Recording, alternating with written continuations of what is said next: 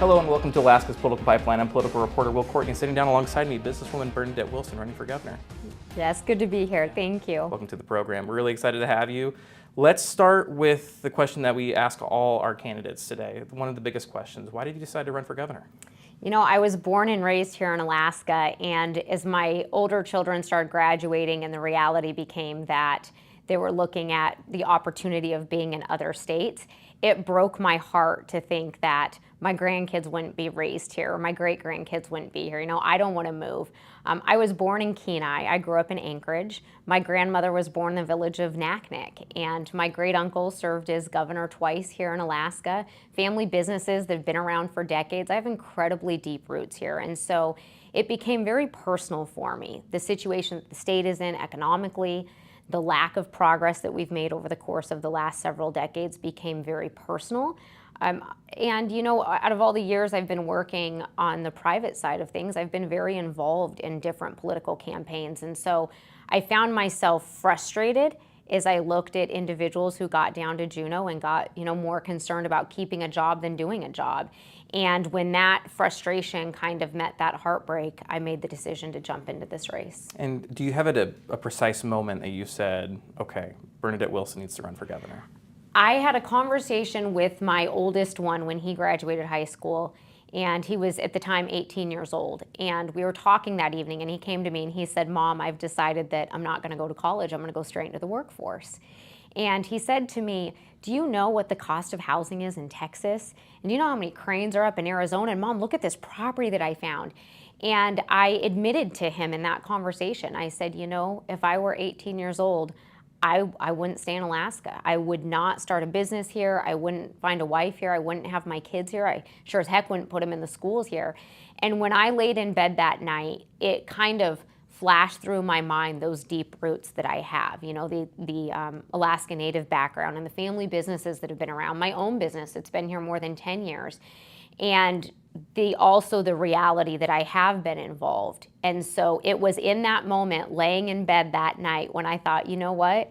The answer is not to run from this. The answer is to stay here and battle. And I went to him the next day and I said to him, you know, I thought about that conversation that we had, and I think I'm wrong. I think the answer is we have to stay here and battle. You know, you look at Alaska's strategic location. Where we are, God forbid something happen, and the strategic location that we have compared to the rest of the world, the rest of the country, is very important. You know, I would argue that one of the greatest threats to our national defense is our dependence on foreign oil and minerals. Here in Alaska, we have the ability to power the rest of the country. No other state has that opportunity and that potential. So I think it's incredibly important that we figure this out. What do you think when it comes to, you mentioned that conversation with your son and how there's such a push to get young people out of Alaska, that it's difficult in Alaska. Where do you think a lot of those problems really stem from? Well, I think it's a combination of things. I mean, you know, you look at the job opportunities. Good paying jobs are very difficult to find in Alaska. You look at the cost of housing here in Alaska. It's very expensive for someone, especially young, if they're trying to even buy, you know, a condo or something. And so when you look at the cost of energy, the cost of housing, the lack of good jobs, I think all of that kind of comes together. And if you're a young family and you're just starting out, you know, Alaska comes in 48th, 49th, 51st in 4th and 8th grade reading and math. No one wants to see their child put into that situation. And you come from a business background, correct? I do. Commercial waste management? Yes. Tell me a little bit about how that experience really transfers over to this role.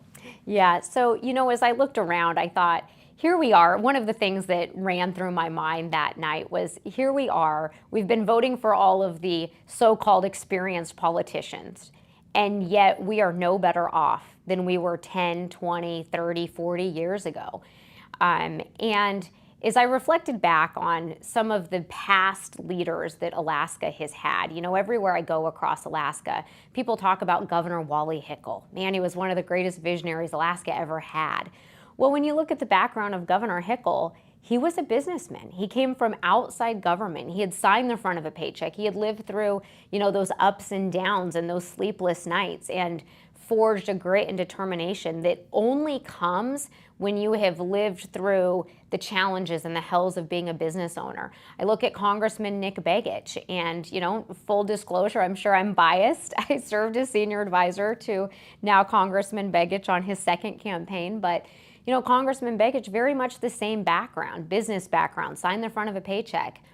And when you look at how those two men, each in their own right, have delivered for this state, I thought, there's a lot of experience that comes from when you're a business owner and you are creating jobs and you have to sign the front of that check, and you know that you're not just responsible for all of your own finances, you're responsible for the finances of your employees to make sure that they can make their mortgage, that they have the opportunity to send their child to college. That gives you a whole nother level of kind of grit and fight. And my business, we lived through the COVID lockdowns here in Anchorage. There were draconian lockdowns all over. I thought many sleepless nights worrying, would I be able to hold on to that business, right? And battling through and fighting through. And I think right now, as you look at Alaska, we need someone, I think, that has hit rock bottom like that and knows what it's like to pull through, that has that level of grit and determination that only comes from that background and how it correlates. In this current moment, what do you think the state really needs in terms of executive leadership?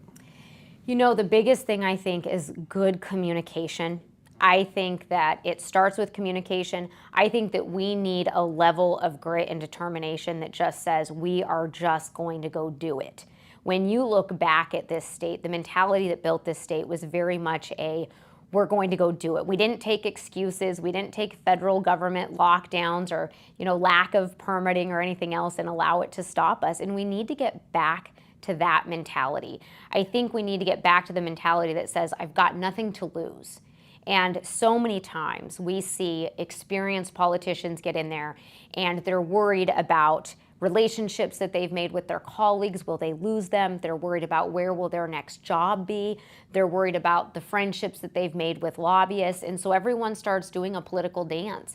And I think it's time for someone to get in there and say, you know what?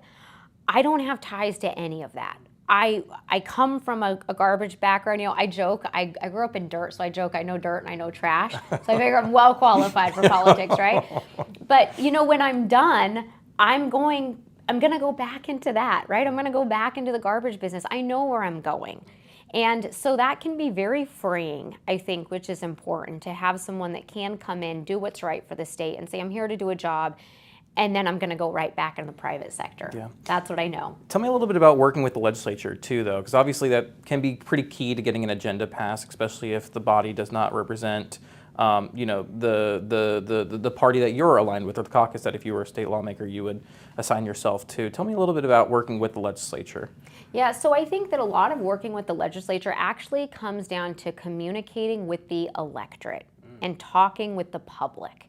And I think that when you see what the legislature has done, a lot of it comes down to a lack of communication between the governor and Alaskans. And that conversation, I think, is key. I'll give you an example, Will.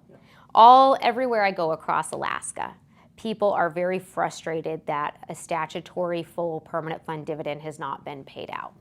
But as I ask Alaskans, do you know how your legislator voted? They don't know. They don't know who's responsible for that, right? There's Alaskans that are frustrated that we don't have a gas line.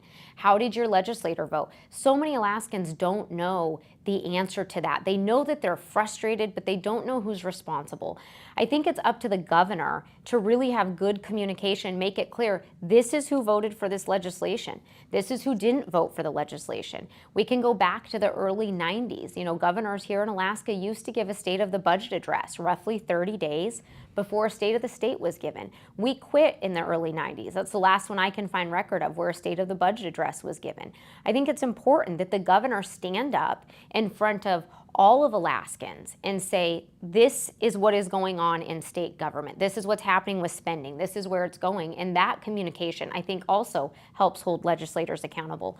I think airing, quarterly commissioner meetings so that everyone across Alaska can see them also helps shift that narrative. Right now, unfortunately, you have legislators that seem hell-bent on stopping progress in Alaska. They seem hell-bent on wanting Alaska to fail.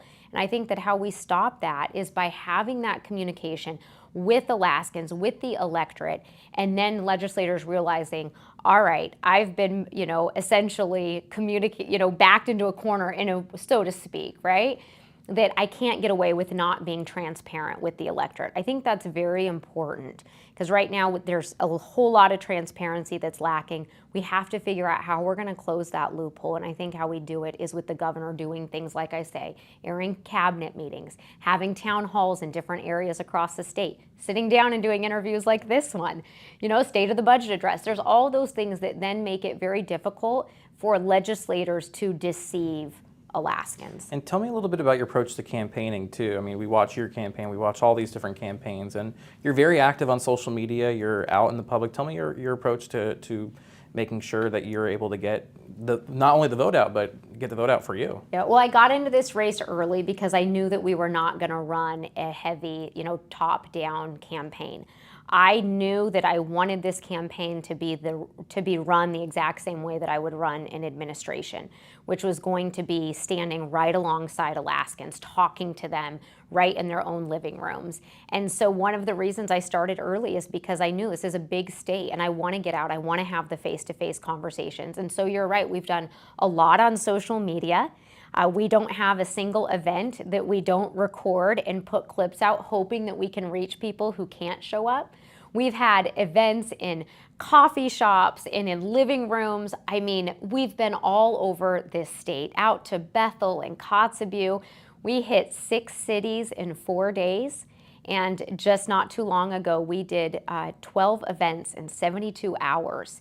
We've had events, early in the morning, late in the evening. One of my most favorite events, we were up in Fairbanks, and it was a Friday evening, and the calendar was full on a Friday, and people came to me and said, Bernadette, can we do an event at 9 o'clock at night? I said, you guys, no one's going to show up at 9 o'clock at night.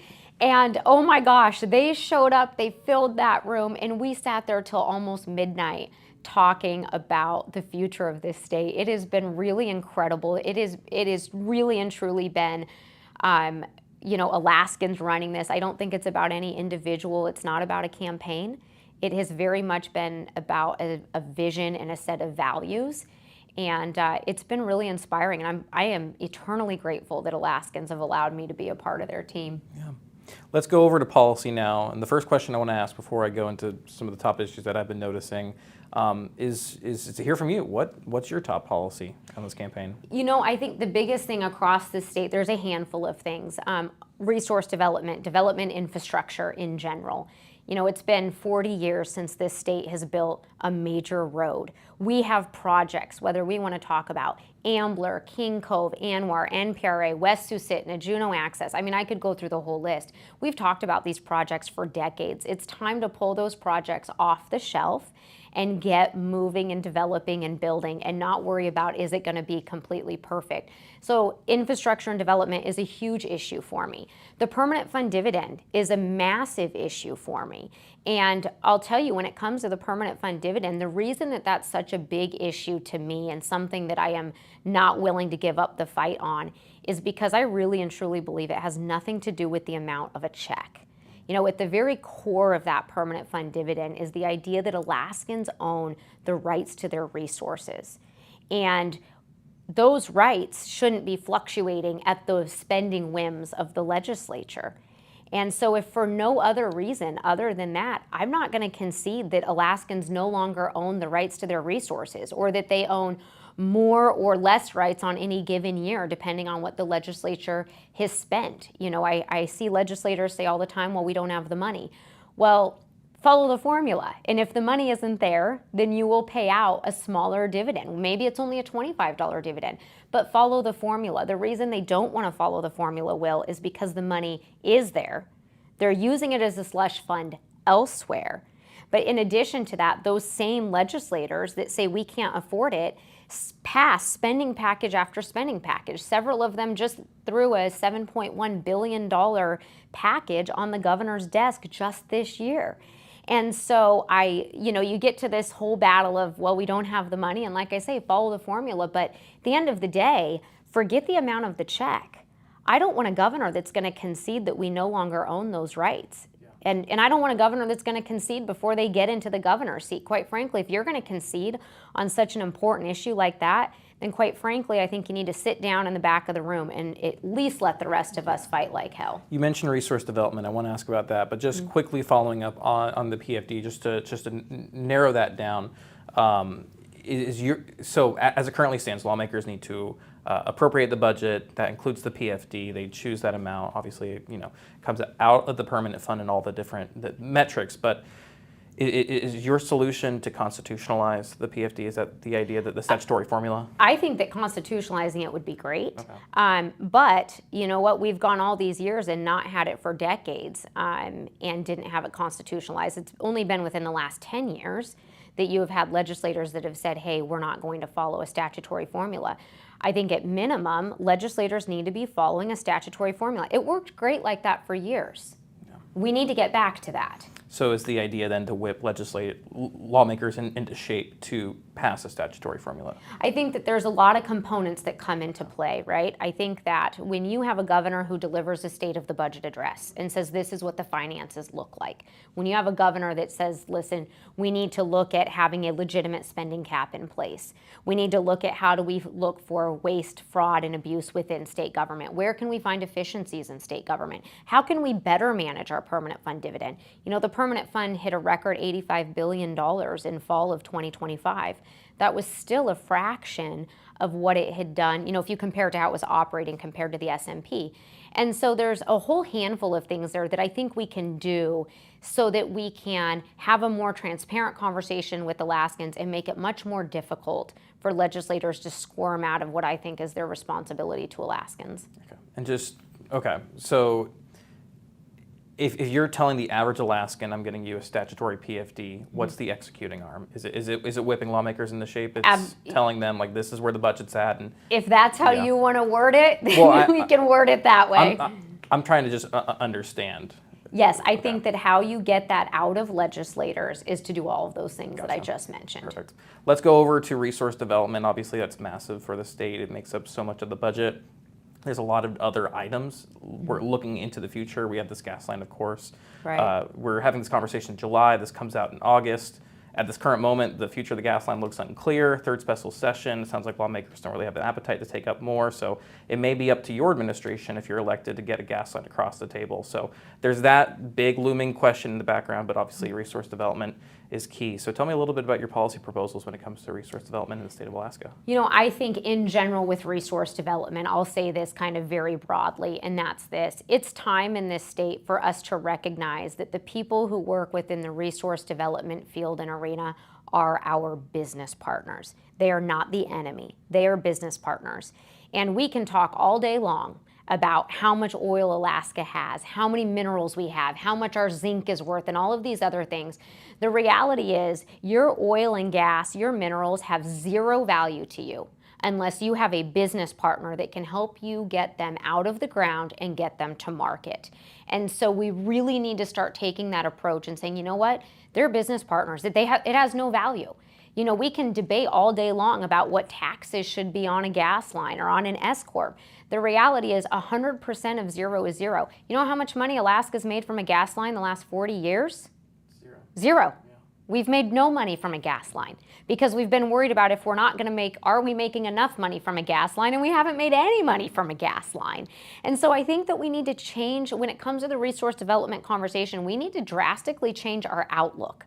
They are here to work with us, to help us so that we can all flourish. This is not an us versus them. It's not a their profit versus our profit. This is a how can we all profit? How can we all have good paying jobs, lower cost of energy, affordable housing, all of those things that I think any state aspires to, and we have the ability to lead.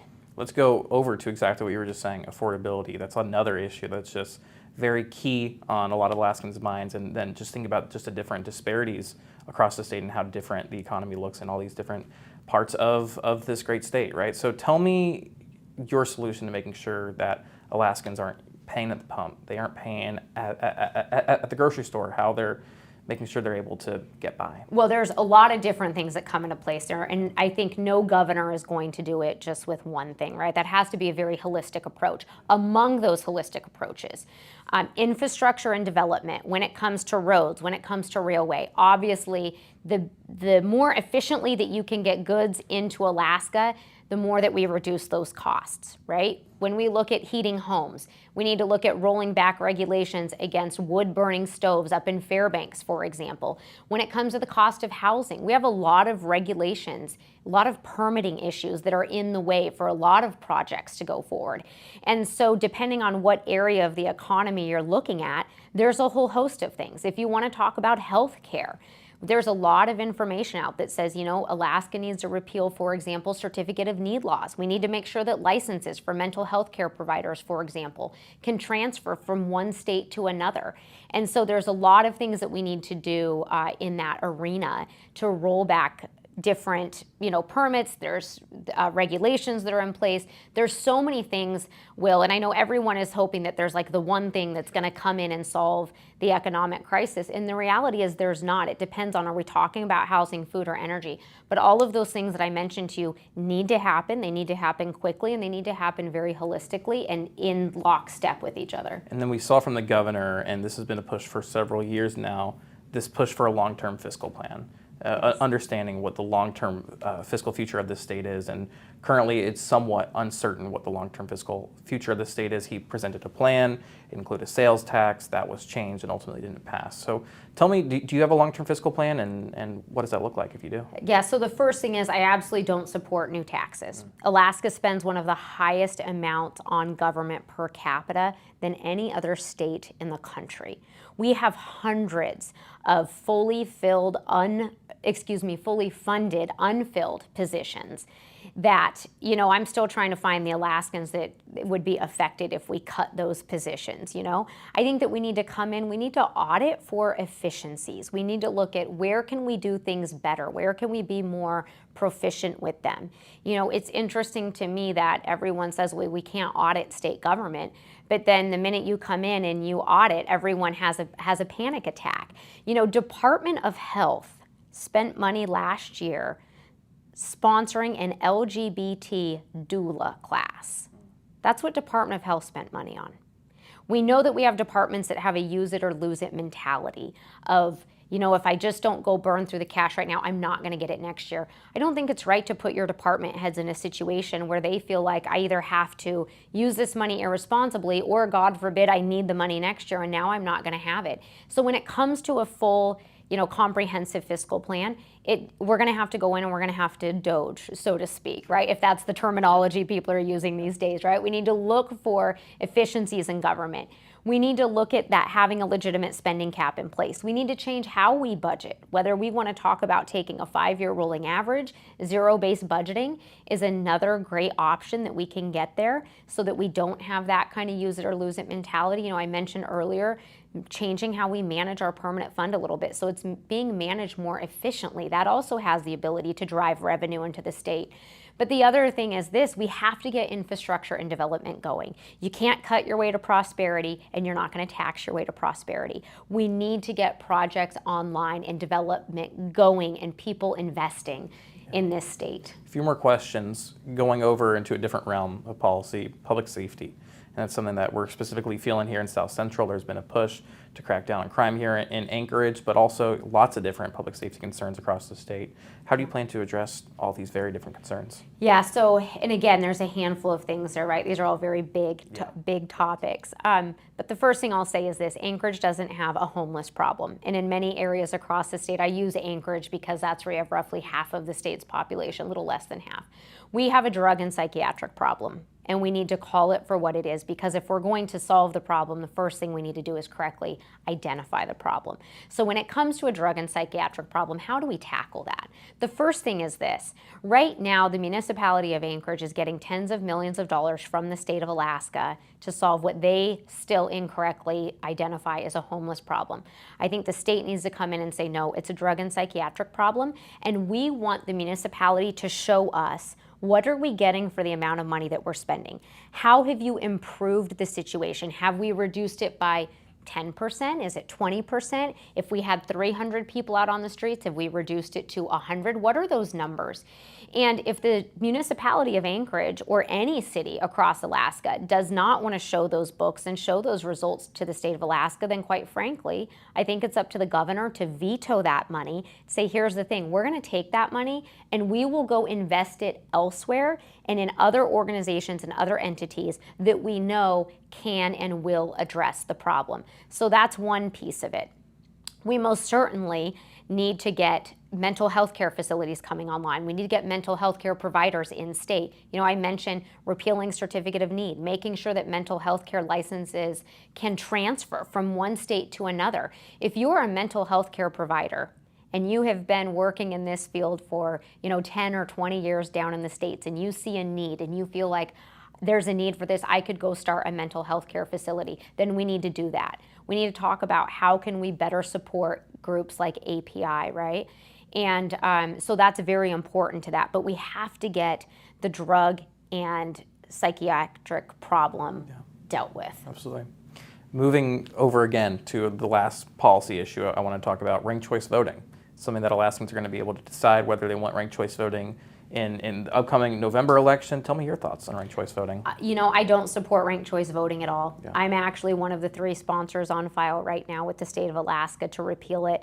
I think that ranked choice voting has been very discriminatory to people. It is incredibly hard to understand.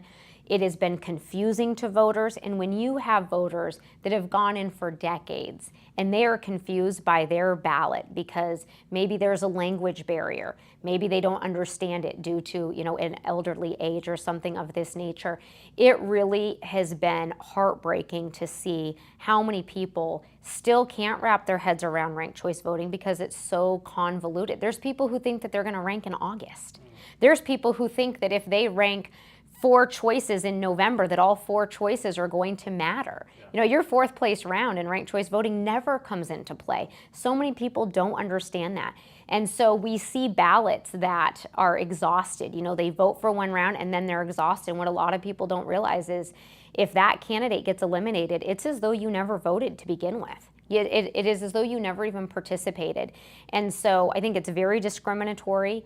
It does not work for Alaska. I think it's led to a lot of frustration with how many candidates you have in any given race. Suddenly everyone thinks that, should run for office. People are getting inundated with ads.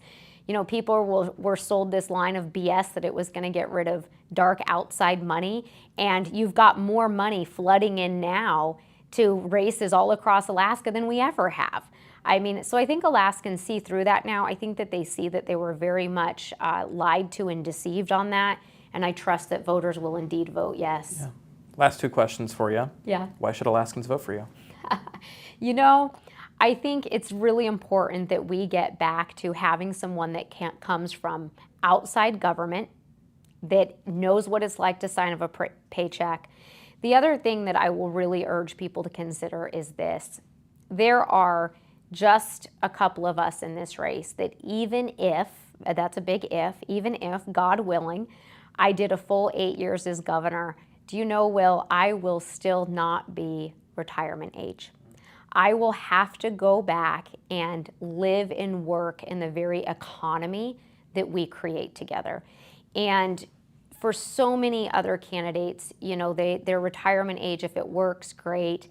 This is not a farewell tour for me. It's not a retirement plan. This is very deeply personal. I mentioned I have 2 kids that have graduated now. My bonus baby, Penelope, is 11. And even with 2 that have graduated, I'll have years ahead of me that I'll still have to go back and work. When you know that you have to go back into that economy that you created, I think that gives you a certain drive. It becomes very close to your heart in a way that is unmatched. Yeah. My last question for you, Bernadette Wilson, what does it mean to be Alaskan?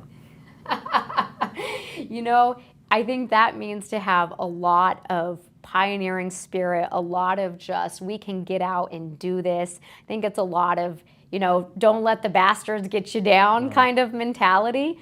I think that's really what's at the heart of it. We look at our love for our mountains and our fishing and our hunting and everything else that makes Alaskans. And at the core of that, I think, is just kind of this rugged, can-do, independent Alaska spirit. Yeah. Bernadette Wilson, best of luck on your campaign. Thank you. I appreciate it. Thank you.